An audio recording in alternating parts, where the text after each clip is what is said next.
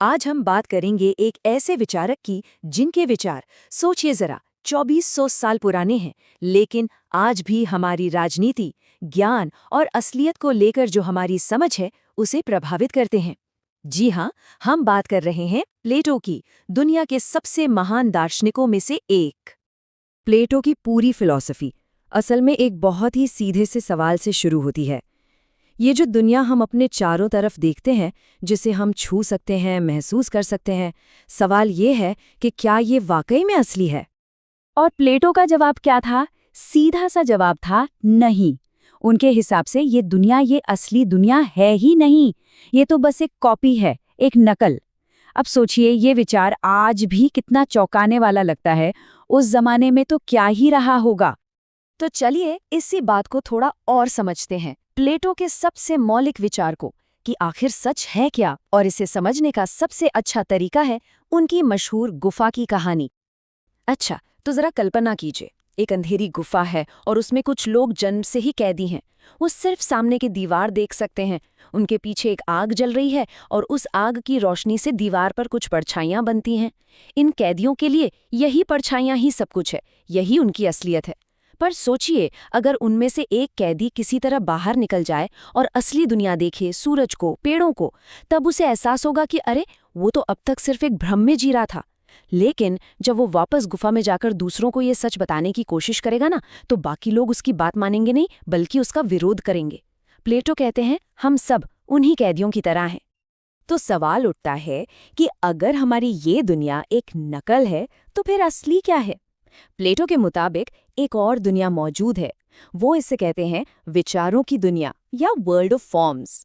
ये एक ऐसी जगह है जहां हर चीज का आदर्श, एकदम परफेक्ट वर्जन मौजूद है।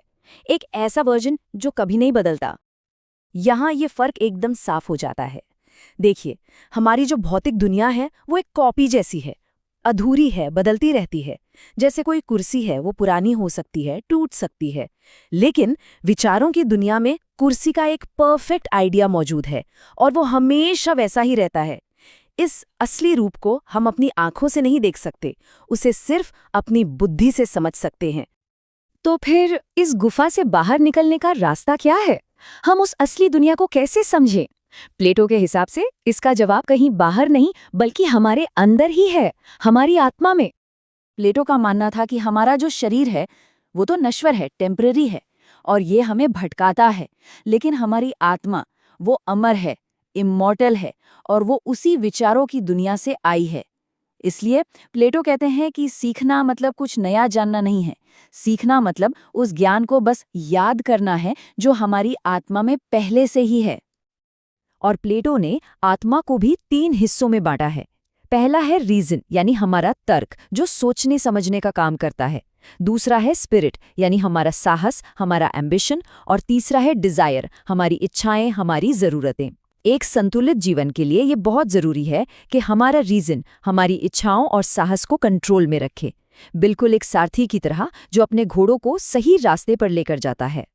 तो फिर असली ज्ञान क्या है? प्लेटो के लिए ये सिर्फ किसी चीज पर यकीन कर लेना नहीं है। असली ज्ञान के लिए 3 शर्तें हैं। पहली, उस बात पर विश्वास होना चाहिए। दूसरी, वो बात सच में ट्रू होनी चाहिए। और तीसरी और सबसे जरूरी, उस विश्वास के पीछे एक ठोस तार्किक कारण होना चाहिए। मतलब असली ज्ञान देखने से नहीं, बल्कि गहराई से समझने से आता है। अच्छा, अब जो आत्मा का ये 3 हिस्सों वाला मॉडल है ना, प्लेटो ने इसे सिर्फ एक इंसान पर नहीं, बल्कि एक पूरे समाज पर लागू किया। उनका मानना था कि एक न्यायपूर्ण समाज भी बिल्कुल एक संतुलित आत्मा की तरह ही काम करता है। उनके आदर्श राज्य में सोसाइटी 3 वर्गों में बटी है। सबसे ऊपर है दार्शनिक राजा, ये समाज का तर्क है, जो ज्ञान और समझ से राज करते हैं। फिर आते हैं सैनिक, ये समाज का साहस है, जो राज्य की रक्षा करते हैं।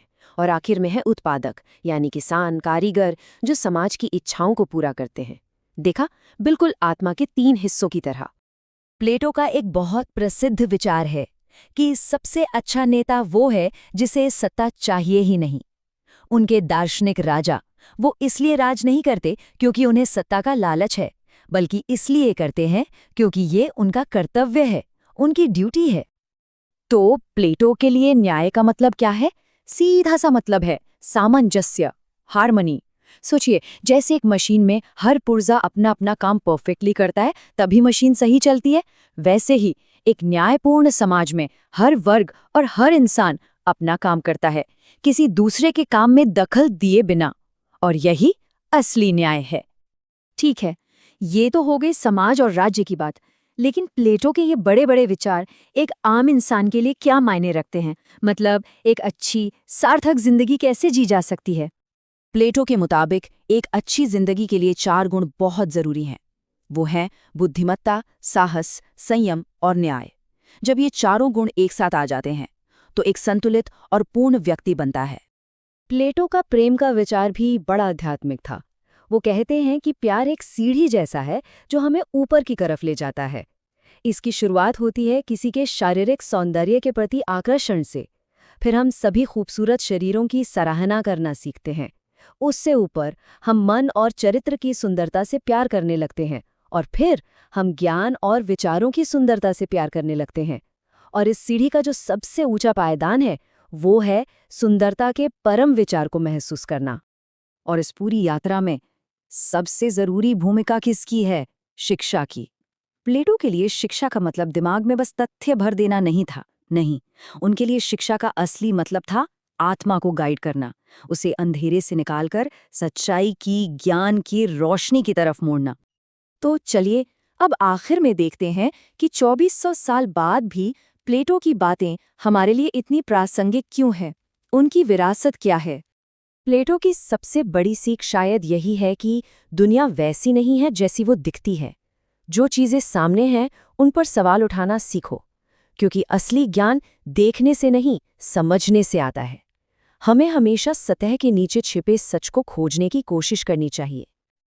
और यही बात हमें अपने आखिरी सवाल पर ले आती है। ये सवाल प्लेटो ने 2400 साल पहले उठाया था, पर आज भी ये उतना ही पावरफुल है। आज की इस आधुनिक दुनिया में हमारी गुफा क्या है? वो कौन सी परछाइयां हैं जिन्हें हम जाने अनजाने में असली मानकर जी रहे हैं?